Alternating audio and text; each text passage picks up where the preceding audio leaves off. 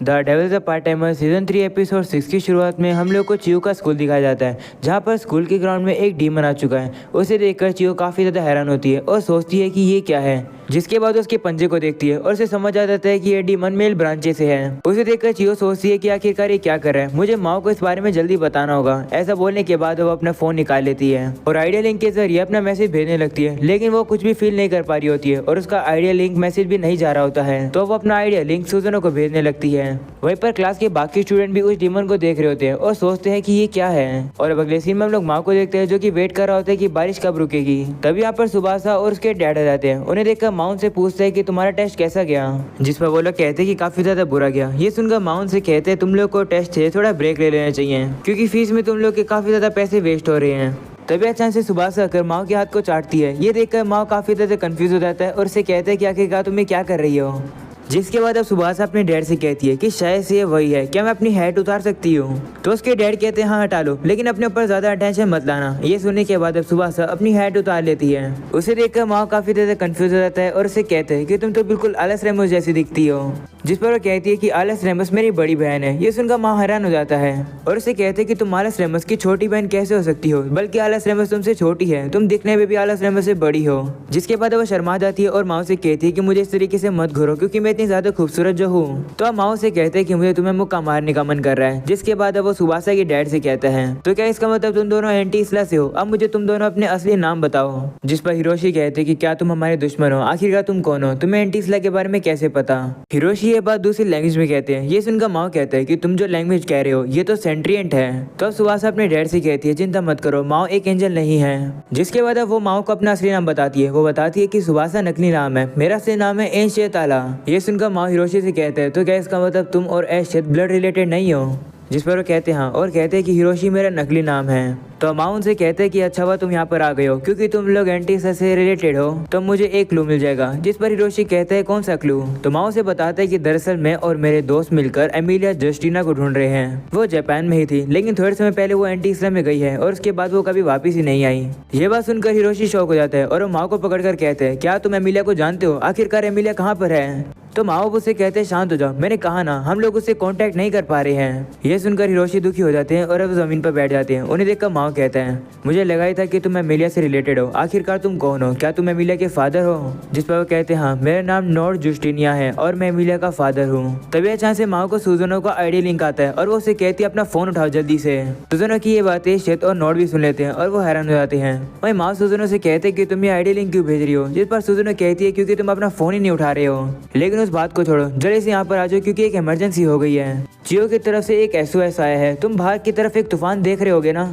और वो तूफान चियो के स्कूल के आसपास आया है, यानी कि वहाँ पर कोई डीमन है या फिर एंजल है या फिर इंसान है, अच्छे से पता नहीं है, लेकिन जो भी है वो काफी ज्यादा स्पेल पावर यूज कर रहा है, जिसकी वजह से वो वेदर को कंट्रोल कर रहा है। मुझे नहीं पता कि मैं और उरुशियारा उसे कितनी देर तक रोक पाएंगे, इसलिए तुम जल्दी से यहाँ पर आ जाओ। ये सुनकर माँ प्रॉब्लम में आ जाता है और वो सोचने लगता है अगर मैं जाऊँगा तो मैं इन लोगों को कैसे संभालूंगा। तभी ये शेत माँ से कहती है कि हमने भी उस लड़की की आवाज़ सुनी है, तुम क्या कहना चाहते हो, अगर तुम चले जाओगे तो हमारे लिए काफ़ी ज़्यादा बुरा होगा। तो माँ कहता है हाँ मेरे लिए भी बुरा होगा, मैं तुम लोग को अपने साथ वहाँ पर ले जाना चाहता हूँ, लेकिन आखिरकार कैसे। ये सुनकर एंशियत कहती है क्यों ना हम तीनों वहाँ पर उड़कर चले। जिस पर माँ कहते हैं वही तो प्रॉब्लम है, मैं उड़ नहीं सकता हूँ। ये सुनने के बाद अब एंशियत अपनी पावर को यूज करती है और माँ से कहती है ऐसी बातें तो मुझे बस डायरेक्शन बताओ। ऐसा बोलने के बाद अब अपने मैजिक का यूज करती है, जिसकी वजह से वो लोग अब उड़ने लगते हैं। उन्हें अब वहाँ के लोग भी देखने लगते हैं। ये देखकर माओ एशिया से कहता है कि ऐसा करके तुम हमारे ऊपर काफी ज्यादा अटेंशन ला रही हो। तो अब एशिया उस बात को इग्नोर करती है और अब उन्हें वहाँ से उड़ाकर ले जाती है।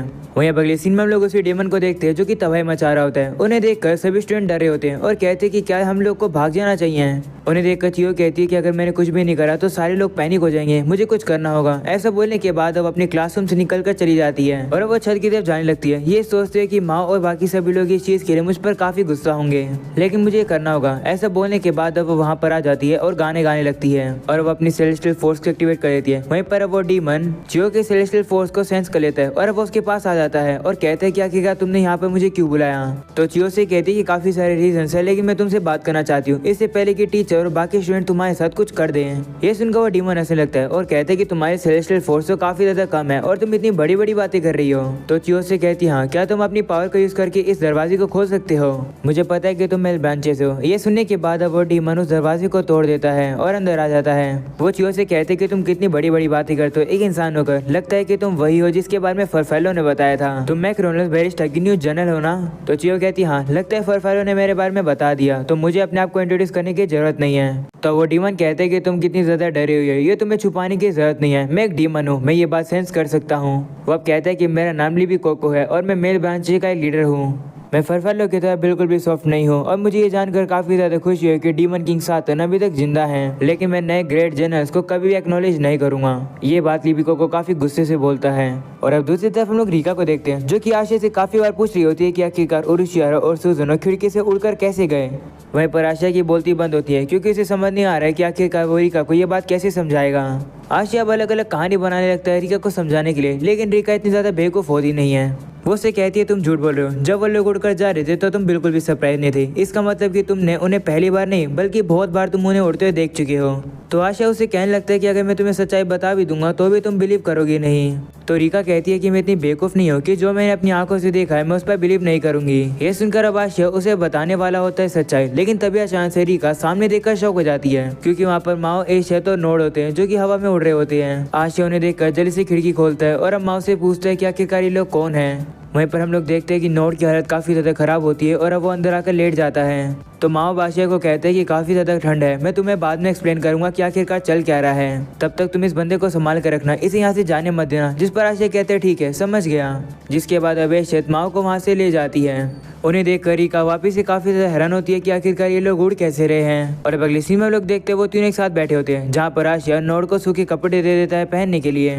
जिसके बाद अब आशिया नोड से उसी लैंग्वेज में बात करता है और पूछता है कि तुम कौन हो। वहीं पर रीका को उनकी लैंग्वेज समझ ही नहीं आ रही होती है कि आखिरकार ये लोग क्या बात कर रहे हैं। तो अब नोड आशिया को बताता है कि मैं सेंट एरे में एक फार्मर हुआ करता था। मैं अपने होम टाउन से निकलना तो नहीं चाहता था, लेकिन मुझे रिस्पॉन्सिबिलिटी दी गई सुबासा को प्रोटेक्ट करने के लिए और इस वर्ल्ड में आने के लिए, जिससे कि मैं सुबासा को एक पर्सन के पास डिलीवर कर सकूं।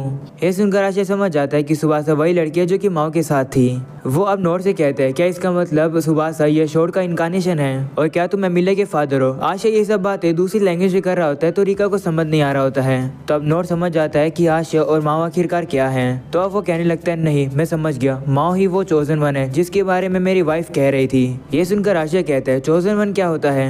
तो नोड कहता है कि मेरी वाइफ ने मुझसे कहा था कि जब चोजन वन तैयार होगा वर्ल्ड के ट्रूथ का एक्सपोज करने के लिए, तब हमारी बेटी के लिए विंग्स लेकर आना। आशिया को अभी समझ नहीं आ रहा होता है। वो उसे कहता है कि आखिरकार तुम क्या कह रहे हो। तभी रीका चिल्ला पड़ती है और वो आशिया से कहती है कि जरा मुझे भी कुछ समझा दो कि आखिरकार यहाँ हो क्या रहा है। तो आशिया उसके कंधे पर हाथ रखता है और कहते हैं शांत हो जाओ, ठीक है मैं तुम्हें बताता हूँ। आशिया ने उसके कंधे पर हाथ रखा है इसलिए वो काफी शर्मा जाती है और उसे कहती है ठीक है बताओ।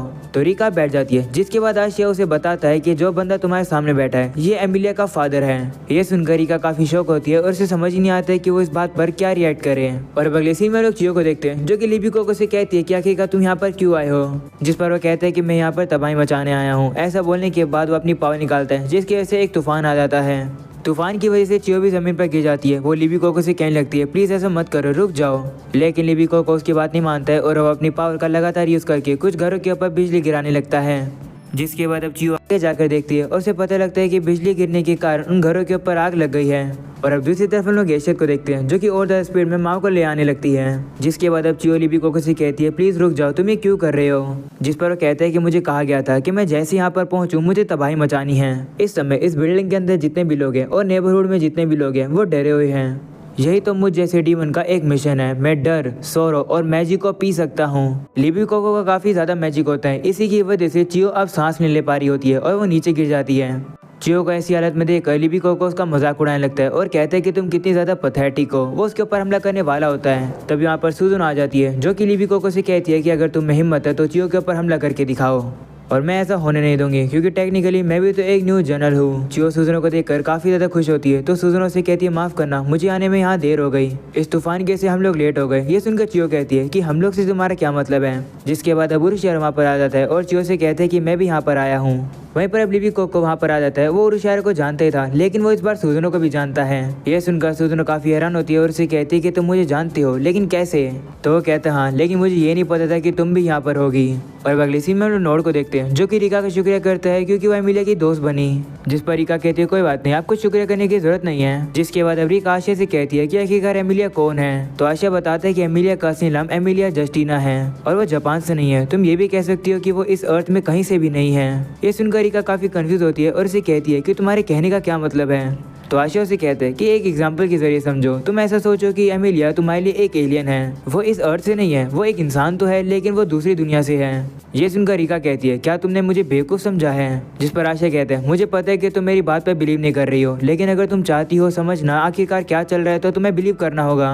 क्या तुम्हें सही में लगता है कि इंसान इतना ऊंचा कूद सकता है या फिर उड़ सकता है। रिका कतनी है ये उन्हीं लोग के पीछे होंगे। आशिफ समझ जाता है और कहता है तो ये लोग मेरे पीछे आए हैं, यानी कि ये लोग मुझे ले जाने आए हैं या फिर मेरे ऊपर हमला करने आए हैं। और अब अगले सीन में हम लोग को ट्रेन स्टेशन दिखाया जाता है जहाँ पर ट्रेन से अमाने उतरती है। वो अब देखती है कि बारिश हो रही है। वो सोचती है कि क्या वो कैब को बुला ले, लेकिन फिर अब वो कहती है नहीं मुझे पास में ही जाना है, तो मुझे लगता है कैब की जरूरत नहीं पड़ेगी। ऐसा बोलने के बाद अब वो बारिश में ही दौड़ पड़ती है ताकि वो अपने डेस्टिनेशन पर पहुंच जाए। और अब इसी के साथ हो जाता है ये एपिसोड यहीं पर खत्म। वीडियो पसंद आए तो लाइक कर देना, चैनल पर नहीं हो तो सब्सक्राइब कर देना। मिलता है अगले एपिसोड में, तब तक के लिए बाय बाय।